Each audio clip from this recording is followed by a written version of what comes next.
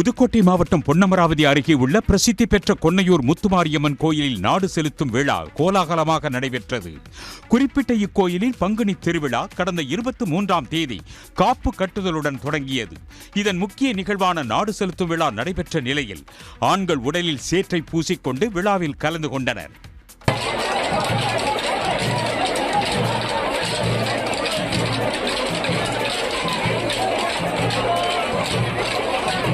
பொன்னமராவதி, செவலூர் உள்ளிட்ட 4 நாடுகளிலிருந்து ஏராளமான பக்தர்கள் வேல்கம்பு, ஈட்டி ஏந்தி ஊர்வலத்தில் பங்கேற்றனர்.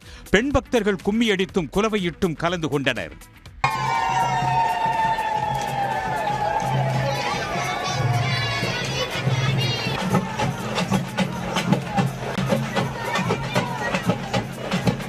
உடலில் சேற்றை பூசிக்கொள்வதால் கஷ்டங்கள் தீரும், விவசாயம் செழிக்கும், நோய் தீரும் மற்றும் மழை பொழியும் என்று பக்தர்கள் கருதுவதால் அதனை ஒரு விழாவாக இக்கோயிலில் கொண்டாடப்பட்டு வருகிறது.